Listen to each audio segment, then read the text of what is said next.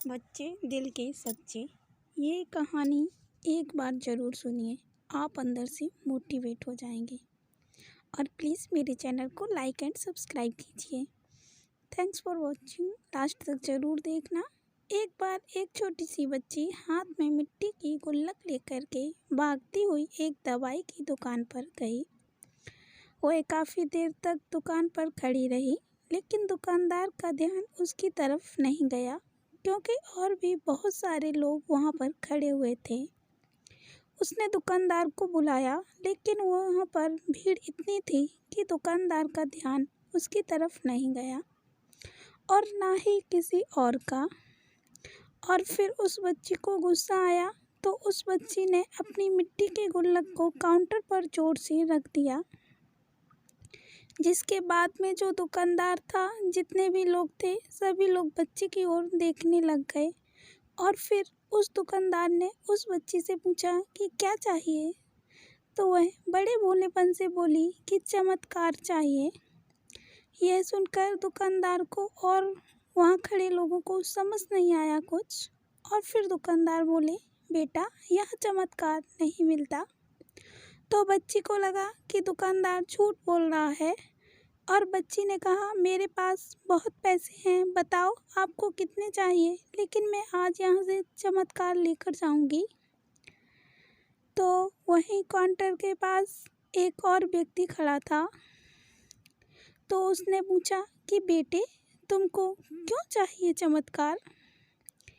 तब उस बच्ची ने अपनी कहानी बताई कि अभी कुछ दिन पहले मेरे भाई के सर पर बहुत दर्द हुआ, तो मेरे मम्मी पापा उसे हॉस्पिटल लेकर गए।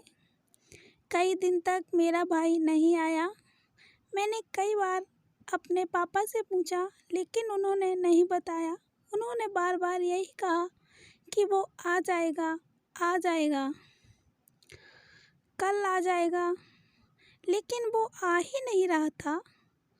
तो मैंने मम्मी और पापा एक दिन बात कर रहे थे कि उसके इलाज के लिए जितने पैसे चाहिए वो मेरे पास नहीं है, अब उसको कोई चमत्कार ही बचा सकता है।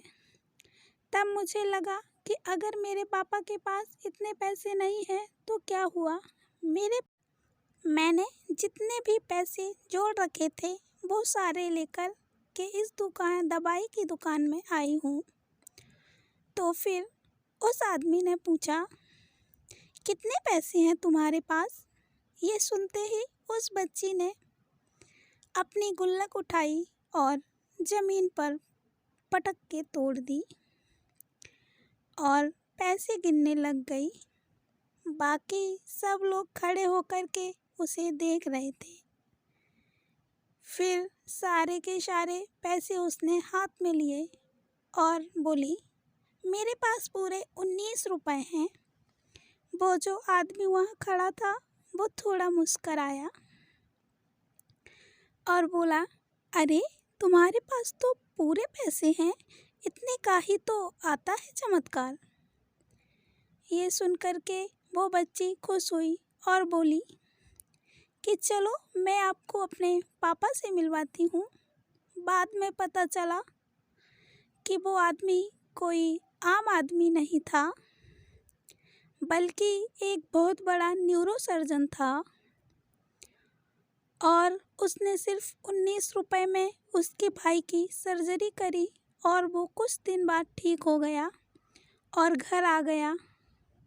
और कुछ दिन बाद वो बच्ची, उसका भाई, उसकी मम्मी पापा सब एक साथ बैठे हुए थे और बात कर रहे थे।